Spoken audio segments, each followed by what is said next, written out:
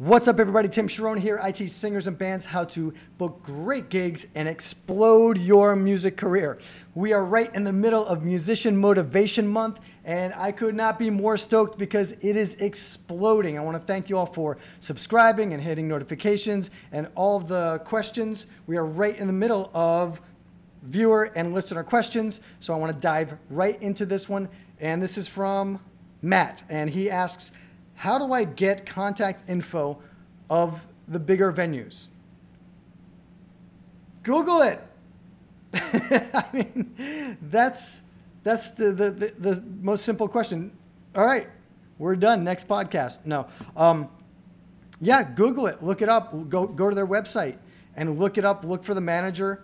Look for whoever. A lot of them will just have like booking information right there on their website. It's no big secret.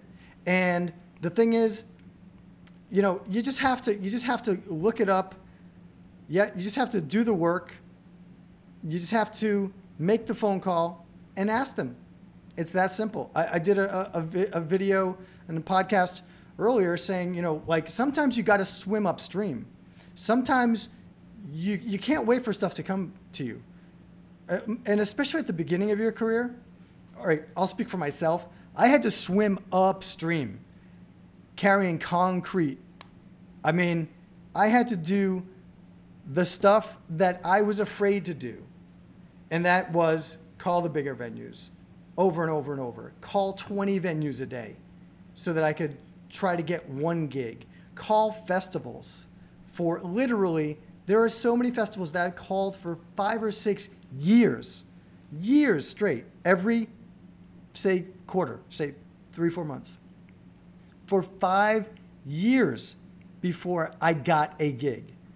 You know, it doesn't have to be that hard for you, but if you're wondering how to get contact information from a venue, that's really probably not the issue. The bigger issue that you want to look at is, are you the act? Are you the kind and quality of act that bigger venues want to hire? You know, does your act have a bigger image or big enough image to fit into bigger venues, bigger clubs, opening for national acts, you know, and that goes to your content. So what you want to do is you want to start lining stuff up like, you know, getting really great press photos, getting really great live concert footage. And whether or not you're playing like solo or duo or trio and you're trying to get into venues that have, you know, bigger acts that are solo or duo or trio, which, because there are a lot, it's not all full band, but make sure that you have the most professional stuff that you possibly can. In other words, just a simple way to say this, right? I've said this my whole career. If you look like a bar band, nothing against bar bands, because I've been playing in bars my whole life and been playing, and I've played thousands of them.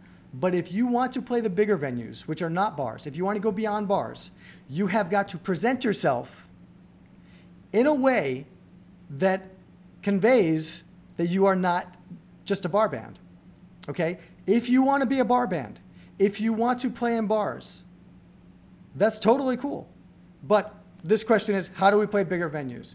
And by bigger venues, I'm assuming that you mean beyond the bars. So clubs, festivals, fairs, amphitheaters, city events, stuff like that.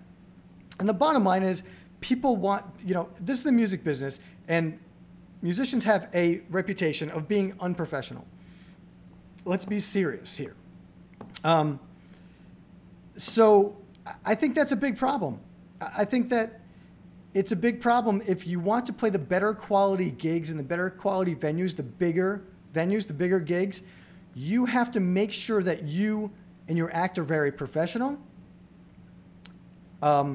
and that you come across as professional. How is your website? You have to have a website.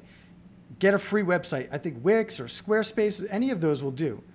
You have to have a real website.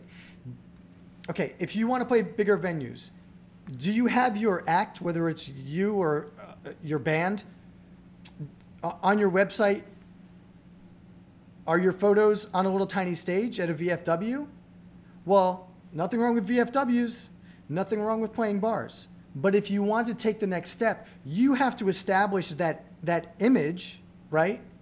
The dirty word image, very important. You have to establish that image and put that out before you're going to get those opportunities. So even if you're a solo acoustic performer, you want to get the pictures of you on the biggest, best stage playing solo acoustic that you possibly can.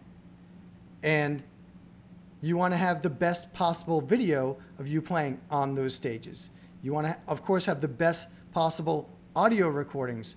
You want to have the best possible, wherever you are, at whatever stage level that you are, you want everything, especially everything on your website that you're going to be sending to people, you want everything to be a step, like whatever the best stuff you've done, the best stage you've played on, you want those photos and videos on your website. So there's a saying, I guess it's like, you know, in the business world, that you want to dress for the job that you want, not the job that you have. So, you know, in many ways, wear the suit. You know, if you want the executive position, wear the suit to work every day. You know, not the polo shirt. If you want to play bigger venues, literally dress nicer when you perform. Get better quality video and photos on better quality stages, and that's how you take those little baby steps up to bigger and better gigs and a bigger and better music career and being considered successful in the music business. That's how you do it. That's how I did it. And I want to thank you for the question. It's a great question. So to recap, how to get the contact info for big venues, just look it up online and call them and find out what their submission process is. It's that simple. And way more importantly, work on building the foundation of your act and your image, website, your content, meaning photos and videos and recordings, and have them all, you know, keep raising the bar, and you will get those bigger and better gigs at those bigger and better venues, and that leads to everything. It leads to more money, more fans, more people getting, hearing your music, and more success. And again, being known, having the reputation of being a successful musician, which is, to me, it's one of the best parts of working really hard and having some success in the music business. Is I love having the reputation as someone who works really hard, who's very professional, and who is relatively successful for an independent artist. And I love the fact that, you know, like my friends and my fans and my family can all be proud of what I'm doing. And so that's what we're going to do for you. And so thank you very much for the question. Thank you all again for being so excited about all of this and joining this community. Make sure you subscribe if you haven't already. Subscribe to the YouTube channel. Hit those notifications so that you know when I drop a new video. And make sure that you subscribe to the podcast, The Charron Zone. That is everywhere that you can find podcasts. Everywhere podcasts live, that's where The Charron Zone is. As always, if you haven't already, grab that free guide. It's my gift to you. It's a simple download. You can rip through it in like 6 minutes, and it has pictures so that, you know, it's not a lot of reading, but it's my guide on how to book gigs the easy way, easy for me to say. And you can get that at howtobookgigs.com. I will see you in the next video. Make sure you post some questions and or topics that you want me to go over.